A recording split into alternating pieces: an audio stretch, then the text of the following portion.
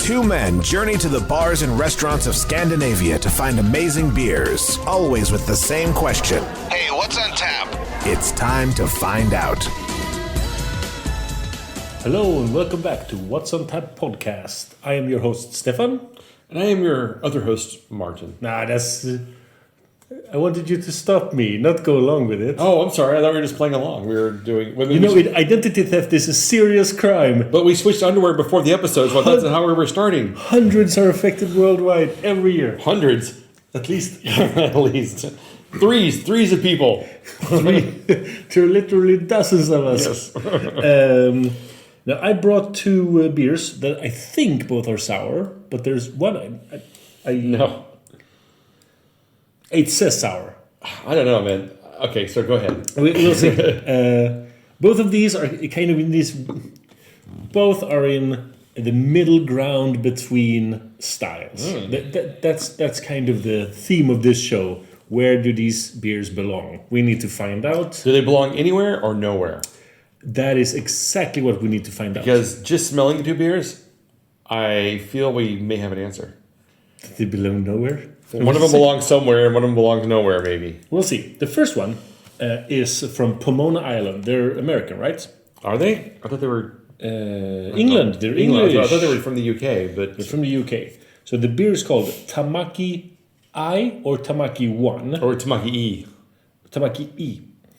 It's a plum and Hojicha farmhouse sour. Right, and so what is Hojicha? Or Chichi, or however you pronounce it. It's tea. Yes, I know. So brewed to celebrate the first birthday of... Oh, it's Tamaki I. It's to celebrate the first birthday of Tamaki, art director Meiko and co-founder Gaz's second child. What happened to the first child? We didn't talk about that. Juicy sour plums with grilled Hojicha tea make this farmhouse sour a good news beer. And we researched before the show that there was a beer called Tamaki. So that was for the birth. Yes. And this is for the first birthday. Right. And so this is a 7% ABV beer. Yeah. And have you smelled this beer yet? I have not. Oh my God, you got to smell this beer. I'm just curious as to what you get off of this. Extreme sweetness, no sour. Tea? I get tea. This is just fresh tea leaves. Yeah. I've never smelled a beer this tea forward in my life. Is that because it's grilled tea? I don't know. This smells like if you've ever opened a package of like, say maybe a berry infused tea, and you just smelled the black tea kind of loose tea leaves. This is what this smells like. But that's pretty fun. So tea forward, it's insane. Fun. So let's see if it's farmhouse or sour or tea. Or what is it? It's something. This is for me. This is the beer that may not have a classification. It could be anything, anywhere. So what are you thinking? It's definitely a sour. So that's a pleasant enough base. That's interesting.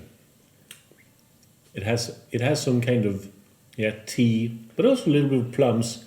I get linger. plums. And you get sour. While it was so tea forward in the note, like it's literally smelled like fresh tea leaves. It doesn't taste like tea for me in the beer itself. It tastes like plums, like tart plums. It's a pretty pleasant beer, but it's kind of one note. I don't think it's very complex in the flavor. No, it's very, very simple. And subtle. I don't really understand the farmhouse part, other than it's just a marketing label. Yeah. Because I don't get anything that would remind me of any kind of farmhouse funk to it. No. But what I do get is just a really pleasant, sour, plum beer. And, mileage may vary based on your enjoyment of plums. If you don't like tart plums, this is not the beer for you. No. If you enjoy tart plums quite a bit, I think you're really going to have something to dig into here. I feel like the term farmhouse has really been taken for a stretch among many beers for many years. Yeah. Where at one point in time, it was almost synonymous with Saison. Belgian French Saison. Preferably from that like border region. That was very funky. Always tasted like barn and horses, like horse blanket. Almost unpleasant, but never really going into... For me, like the farmhouse or Saison style was kind of like the stinky cheese. Yeah? Yeah, because like stinky cheese can be like the Danish cheese or like a lot of French cheeses. Like if you're into it, the funkier the better. Yes. The more funk, the more flavor, the more variety, the more like style to get into. And Saisons were like that for me. They were like the more funk, the more straw and barnhouse and like you said, horse blanket and whatever else flavors you want to throw in there, which is a horrible descriptor for a beer. Yes. But the funkier, like the more character it had, and the more funky it got, the more fun it was because it was more of a challenge. Like, how funky can you get? Until you're just kind of like, nope, you broke me. Same thing with those French cheeses. They can get so funky. You're just kind of like, I think I'm done with cheese now. I can't handle the smell of cheese because this cheese broke me. Those are the ones that usually melt on the cheese platter. Exactly. You just go, I don't want a beer anymore. So I don't know if you've been to the Disgusting Food Museum. So here in Malmo, we have this place called the Disgusting Food Museum. And it is so much fun. Because basically you walk around this room and it's just like a hodgepodge of things from like mouse wine to Pop-Tarts and Twinkies to this Sardinian Parmesan that's noted because the maggots eat the center and you don't eat the maggots, but you eat like whatever they spit out kind of in the cheese. But they also have surströmming and they have things like bull's testicles and penises and stuff. But they have a section for French cheeses. So I did this tour, and after leaving and smelling all of the French cheeses and then leaving the place, I was literally could not get the smell of these stinky French cheeses out of my nose for like 3 days. It took me like almost a month before I was even wanted to consider eating cheese again. It was horrible. But, you know, I tried the, what do you call it, the fermented shark that they serve in Iceland. Not great, no. But edible. I mean, sure. So yeah, I think this beer, Farmhouse, is not a descriptor I would use for it. It's a very mild flavored sour. I mean, I like it. I think the aftertaste lingers. I think the plum flavors and the tartness linger quite well. I still feel it in my mouth. I still taste it. I think it's a very well-made beer. Bill, you said, I don't think it's particularly exciting. It's more of a cocktail beer, I would say. Where if you were to take this and pour it over ice, I think you would quite enjoy it as a cocktail. It's not a bad idea, actually. Yeah.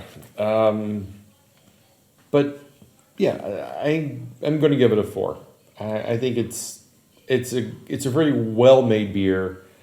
But you have to kind of take a moment to appreciate it. Yeah, and I'm somewhere either 4 or 375. If I go the lower, it's because it might be because I'm not analyzing it well enough.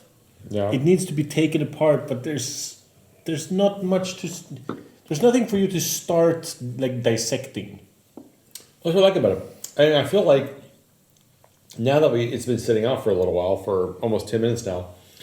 It smells more like tea. The tea flavors are starting to come through more. Yeah, which I think it's not a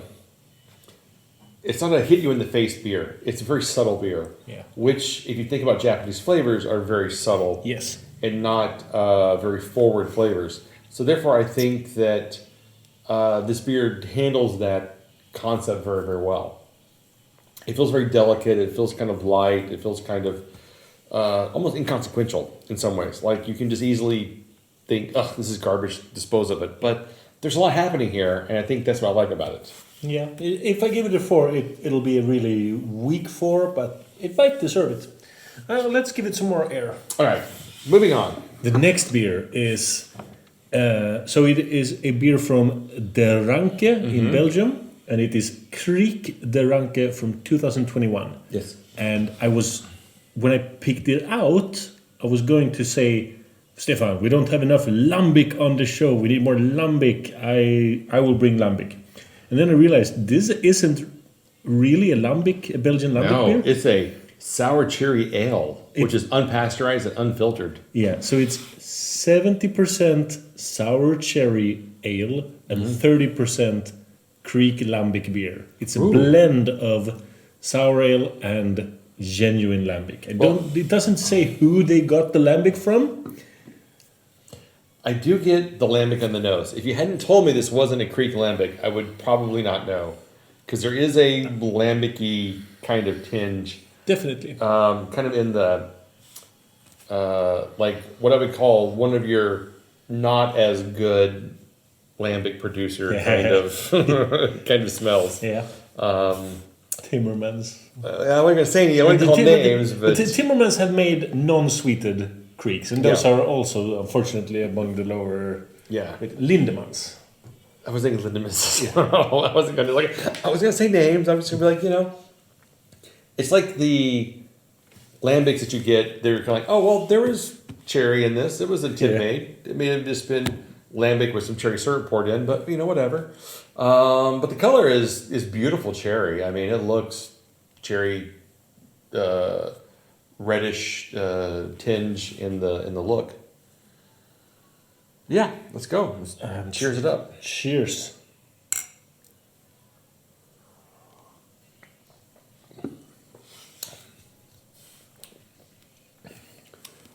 Tastes more like sour ale than a lambic, but it smells more like a lambic, exactly like you say.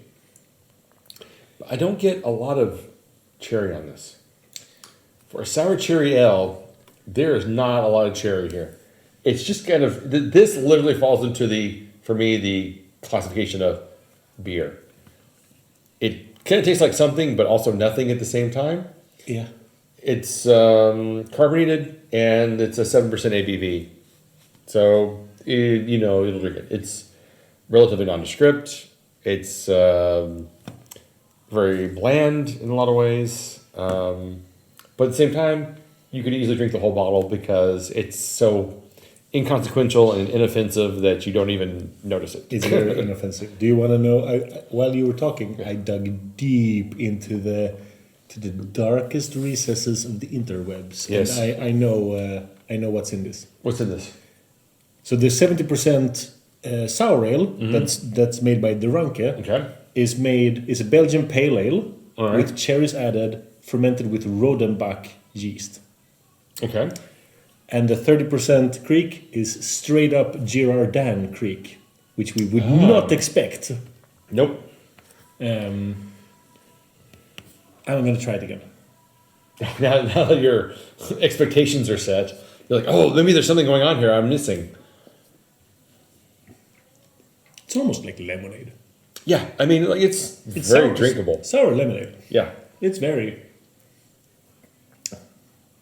It is a lambic light in the strongest sense of the word light. Yeah, I mean, it's not unpleasant, but it's also not interesting in any way whatsoever. I agree. This is meant to be mass consumed.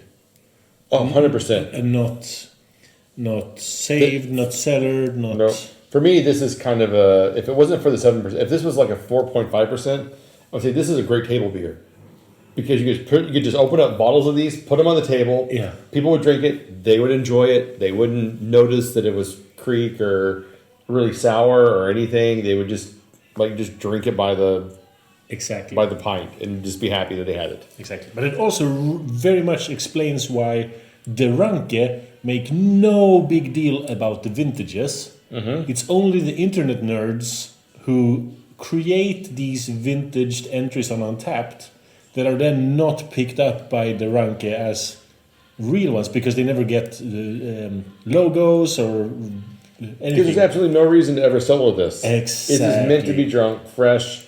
Just buy it, open it, enjoy it, have a picnic, pass it around. Everyone's going to have a good time. Yes. This is the Boone Strawberry Farm of Kriek beers. What's the Boone Strawberry Farm?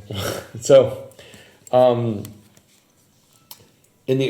back in like the high school days, when kids couldn't really drink or they didn't really they like alcohol, they like to get drunk, but they didn't really like the flavor of like beer or wine or whatever. Boone's is this brand, and they make these series of sweetened fortified wines, basically. Ooh. And Boone Strawberry Hill, Strawberry Farm, Strawberry Hill, Boone Strawberry Hill was the most famous of them because it was sweet. I want to say it was probably 11%, and you could drink a lot of it. Yep. That's what this beer is. I totally get it. So what you give it? I'll give it like a 3. I mean, there's nothing bad with it. It's just meant to be mass produced and mass consumed and enjoyed. And there's certainly a place for that. Yeah. And I think this, like I said, if you're having a picnic and you just wanted to open some bottles of something, you put 2 or 3 of these on the table, people are going to enjoy it. They're going to think it's like a different kind of, a cherry wine or whatever. And it's going to be fun and you're going to enjoy yourself. I'll give it a 3.5. Oh, look at you. Yeah.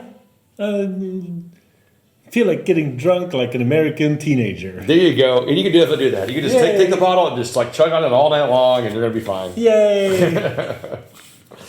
Well, all right. These are fun beers. I think what was it called? The Tamaki I or Tamaki I was a lot of fun.